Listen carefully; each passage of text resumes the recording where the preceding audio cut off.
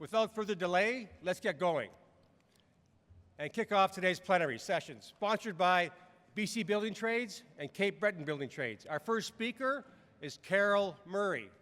We're honored Carol could be with us here today on the National Day of Mourning. It's a day where, as an industry, we reflect on safety overall.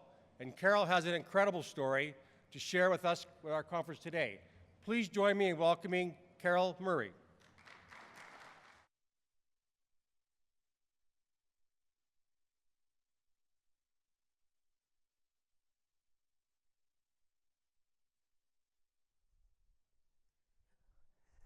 Hi. Good luck. Thank you so much. Thank you.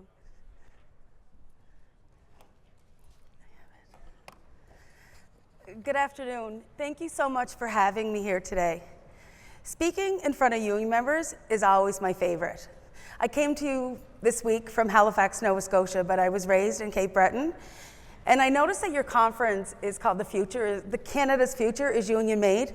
Well, I feel like I'm union made because my father, my grandfather, my uncles, they were all members of UA Local 682. I don't know if anybody's here from there today.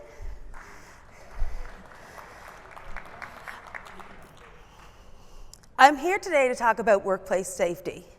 I'm not a technical expert, but I'm sure many of you are. Yes, I fell through the sky, but the story today is from the perspective of the human factor in workplace safety. In 1997, I had a very serious accident, one that I believe was preventable. I was 24 years old. I was just starting to launch my adult life, found a job, started my career, was really enjoying life. And for a long time, skydiving was something that I wanted to do. It's something that I wanted to try for a really long time. And finally, in September 1997, we were going to make the voyage. As I go through this story today, there are three key messages I would like you to take away. One is risks and consequences, and the importance of really thinking about consequences before you take any risks. I want you to be confident about standing up for safety, and I want everyone to understand the ripple effect of decisions that we make today. I'm about to show you a video of my accident. The fall was the outcome, but the decisions before it that were made is what caused it. Can we cue the first video, please? And it's what time is it? Around 6:30. So this is in September 7th, 1997. There we are signing the waiver, the liability documents, the final time. Man, you know what? Excuse me while we kiss a scout. So this was my very first time parachuting, and you'll see in a moment when I left the plane. It's an older video done by a camcorder, so the video quality isn't that great. But almost immediately I knew something was wrong. I could just tell because of the way that my body was moving around. And you can see that I was kind of flipping over. The main parachute is malfunctioned there. The ropes are over it, wrapped around it. So that's why it couldn't open properly. So then I go to pull the reserve, and you'll see what happened was the two parachutes collided. And I fell 1 kilometer through the sky, which is like 2 CN towers. I hit the ground at 90 kilometers an hour, and part of my body went 3.5 inches into the ground.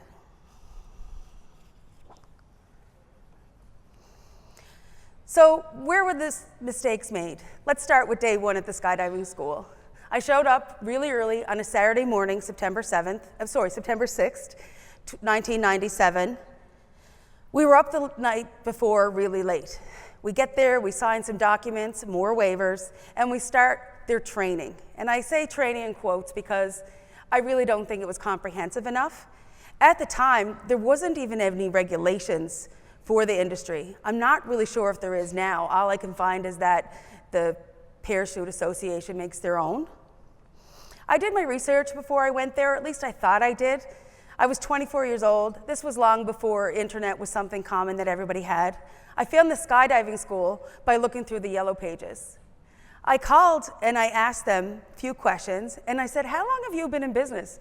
They said, we've been doing this 20 years. I said, great. Turns out afterwards, I learned that they were only in business for 1 year. They answered my question from the perspective of how long have you been skydiving and teaching people to drop from the sky, but I wanted to know how long they were in business to see if they had a stable operation. That was the first mistake or error. As we were up really late the night before, my friend that was with me, he fell asleep 3 times during the morning of training. Every time he fell asleep, they said, if you fall asleep one more time, you're not going to be able to do this. Near the end of the training, we did 2 things that really stand out in my mind. One was we did a practice jump, but the practice jump was actually just on a wooden structure, maybe as high as the table that you sit on now. That was our one-time practice jump to practice jumping out of the sky, jumping out of a plane into the sky. That concerned me. Then we did some tests. We did a written test and we did a verbal test. One of the questions that they asked me was, what do you do when you jump out of the plane? And I said, you look up at your parachute and you pull the toggles. So the toggles are the straps that you use to navigate your way to the ground. And they said, no, you look up at your parachute, you make sure it's okay, then you draw your toggles. Now I want you to remember that because that's actually what went wrong with this. That's why risks and consequences is another reason why it's so important to not separate them in our thoughts. They told me that I had to make sure the parachute was okay before I touched the toggles, but they never told me the consequence of what could happen if I did touch those toggles and need my parachute. While I was falling through the sky, I could hear through a one-way radio on the ground the instructor giving me the cue to pull out my reserve parachute. It was look for it, grab it with your thumb, and pull. Look, thumb, pull, look, thumb, pull, and it was screeching over and over. What happened was, I come to find out later after the accident, was I did touch those toggles, and because I touched those toggles, they tangled with the reserve ropes, and that's why I had the catastrophic accident that I did. In no way did they ever tell me the consequences of the action that I would have taken when I got something wrong. So the first day we went, we didn't actually get to go skydiving. It rained and rained like I'd never seen before. And finally, it was time for these new recruits to go drive to the airport 10 minutes away and jump out of the plane. We were going last, and when we got to the plane, it was getting late. It was starting to get dark. The pilot said to the owner, we can't go anymore, it's too dark. And she was pushing him saying, one more time, if we can just go one more time. They had some words, not very great words, and then that was it. The pilot wasn't going. So we drove back to the city, and the next morning we drove again. Off we go to the skydiving school. We drive to the airport in the van. We get up in the plane. We're about 2,200 feet high, and the pilot says, it's too cloudy. We can't go any further. And she's pushing him to go further and further. And then she says, maybe we can just drop them here. And he says, no, we can't. It's too dangerous. We can't even get to 2,800 feet. So we land in this little Cessna. It was a pretty rough ride because there was no seats. The seatbelt, we were kind of crawled over like this, and the seatbelts that we had were like those bumper car straps. I'm sure we were all in a bumper car in our lives as a child. We get in the van on the way back to the school, and I tell her, I said, that's it, I'm out. I've saw enough, I'm not doing this. She convinced me to go. I often wonder, did she convince me to go because she really felt nothing was wrong and it was just the way of things? Or did she convince me to go because if they did not give me an opportunity to jump out of the plane, I could have got my $220 back. But if they did give me an opportunity,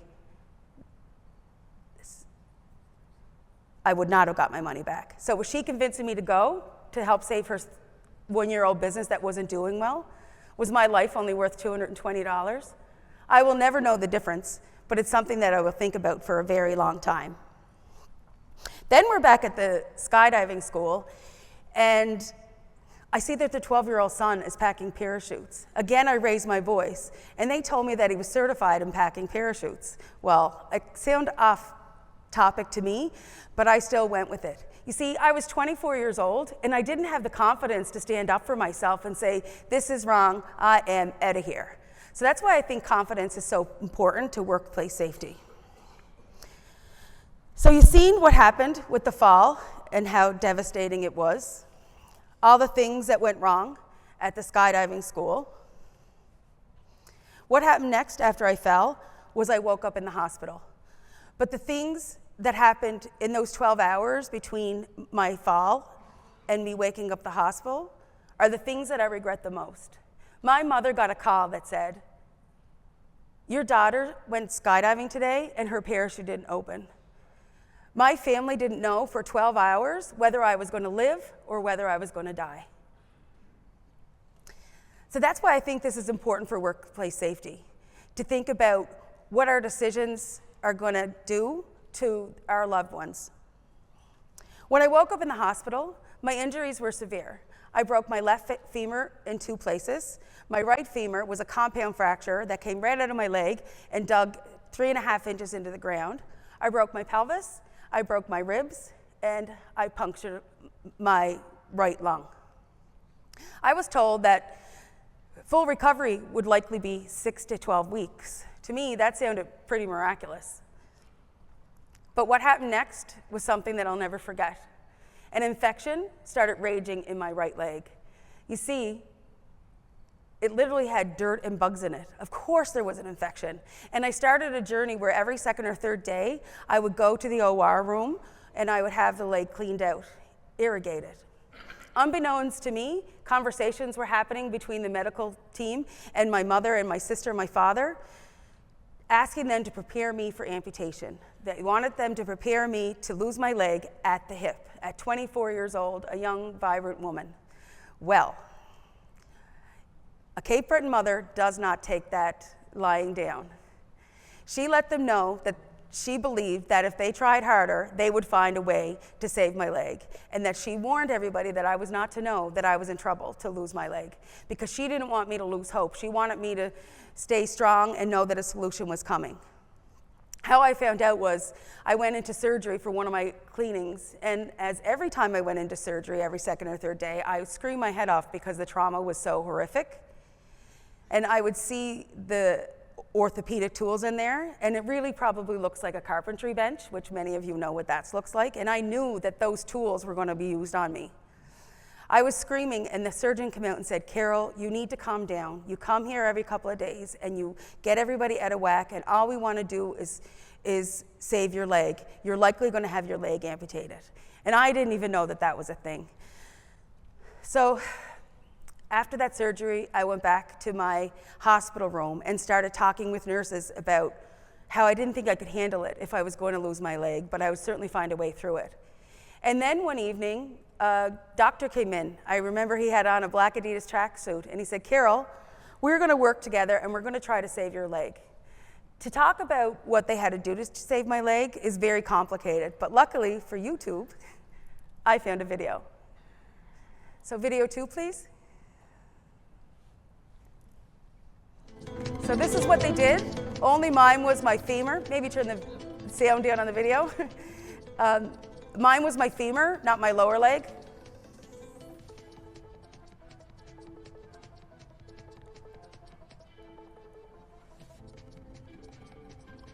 It was very painful. Some of the pins that were through my knee, for instance, they were as big as my index finger. When I woke up in the hospital after that, literally I could feel the energy when someone walked in the room, and I would scream and holler. To be 24 years old and have this big contraption on your leg was very scary. But then I was also required to move it 1/4 millimeter 4 times a day, so you'd see I'd crack a bone down and new bone would grow behind it. So that took place about 6 weeks after the accident in October. By January, February, I was experiencing a lot of pain, so I went back to the hospital again. And you notice in that video, it was like new bone growing behind the little space at the top. Well, for me, they had never done 16 centimeters before. What was happening was new bone was growing underneath, ... So as I was moving that bone down every day, I was literally crushing the bone that was taking place underneath it. So also at that time, they realized that that contraption that I had on my leg, it was no longer working. It wasn't stable enough. And the surgeon wasn't sure that any longer that they could save my leg. Luckily, there was a fellow there at Sunnybrook Hospital from Sick Kids in Toronto. And he told us about a different external fixator that would go on the side of my leg and it would hold things even better.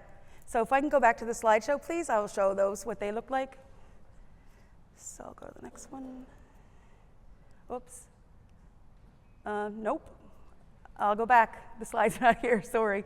So I did have a picture of what those contraptions look like, but they're very painful and barbaric looking, so you might be happy that you don't have to see those. It took about 9 months to the point of my accident to when I had these moved away from my legs. I was in rehab almost full time for 2.5 years. It took about 2.5 years before I was able to walk with a cane. And when I did walk with that cane, I felt gratitude like I'd never ever felt before in my life. But then I had one more surgery to go to. The final surgery was plastic surgery because my leg was so mangled. They wanted to make it as functional as possible for me. Well, when I was in the hospital, in the surgery, I caught MRSA. MRSA is one of those super staph infections that is resistant to antibiotics. I think this is valuable to know with workplace safety too, because even in the super sterile environment of hospitals and how safe they are, things still slip through the cracks and people still get MRSA and other infections. The one antibiotic at the time that could cure it, vancomycin, it almost killed me. I was experiencing symptoms of an allergic reaction and I went to the hospital. They said, no, you're fine. I went back again. This time I brought the IV medication with me for them to run it. Nothing happened. I went to the hospital about 5 times, and then the 6th time we went by ambulance to a hospital that was closer to us. My body was swollen. I could barely talk. I could barely see. My ears were as big as cauliflowers. They gave me a Tylenol and sent me home. 2 days later, the condition got really worse. I was unrecognizable. My body was swelled to twice its size, and I was literally purple. I went to the hospital, and they rushed me in right away. In the morning, when the pharmacologist was at the bedside with the residents, I don't think she knew that I was awake because she said, I don't know how this girl is living because I've never seen an allergic reaction go this bad without it affecting the lungs. And then about a half hour later, my mother arrives from Cape Breton. Now, if your mother flies really far first thing in the morning, you know that there's something really wrong. I was lucky. I felt like I had cheated death a second time. From there, I went on and I built a great life for myself. I had gratitude. I learned that I was resilient, and I knew that I wanted to make a difference in the world that I live in. And I joined the career of fundraising. I'm a professional fundraiser. I've now raised over $50 million for medical research and community organizations across the country.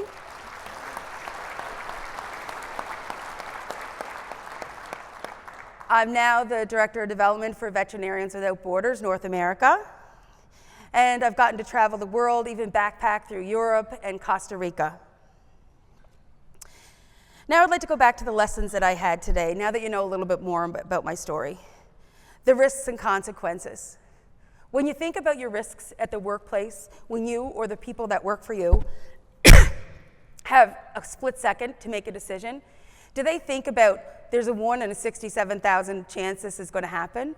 Or do they think, let's just go with it? Or let's save that 10%, everything will be okay, the odds are in our favor? Or do they think about that mother or that wife or that child that might get a call and not know whether their parent is dead or alive for 12 hours?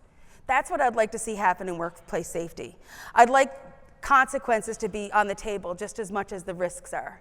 Because when we think about the emotional impact and the toll that it plays, I think that we think about things differently. And that brings me to the ripple effect.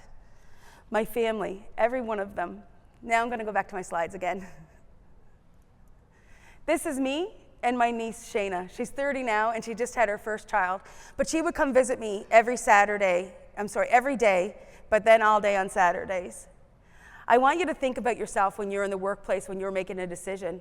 What if that was you, and what if that was your child or grandchild that was sitting on your lap? Would you make a different decision if you knew that this could be the consequence? Then look at the person sitting next to you. What if you made a decision that put them in the hospital bed with their loved one sitting next to them? Would your decision be any different? I think it would. And the third pillar that I think is very important in this is confidence. Would you have the confidence knowing that your buddies are wanting to get out of there in time to make it home for the game? Would you have the confidence to make a decision where the risk factor of it happening was only 1 in a million? Or would you have the confidence to say, I don't care, guys, we're staying for an extra hour and we're doing this the right way? I hope that when that happens to you or someone that you know, and they say, it's a 1 in a million chance, that's not going to happen, you can say, well, I met Carol Murray, and hers was a 1 in a million shot, and that happened to her. These things happen to everyone on a daily basis. That we have to make these decisions, and they're so important that we make them today. With today being April 28th, it's such an honor for me to speak, given that it's a day of mourning for those who lost their lives or were injured at the workplace. My knowledge of workplace death, I learned as a very young girl. My mother's brother died in an old coal mine shaft, but he wasn't counted as a worker. He wasn't counted as a workplace injury, but I think he should have. You see, he was a boy, 6 years old.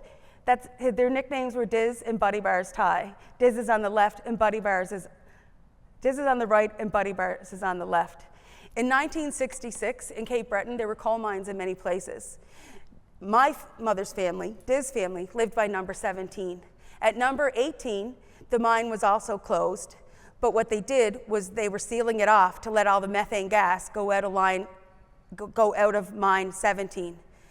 The local children used to play in these old mine shafts, and one day, Diz and Buddy Bars were playing in that mine shaft, and the methane gas, no one was there to make sure that everyone was safe on the other side. For 2 days, the RCMP and everybody was looking for these boys, and then they died. This was 1966, and I would like today to thank unions for the work that you've done for safety for not only your own workplaces, but for everybody else's, because thanks to the work that you do in workplace safety, family members of kids like Diz and Buddy Bars, or even my father, who had his ankles crashed twice in the workplace, they wouldn't be getting those calls.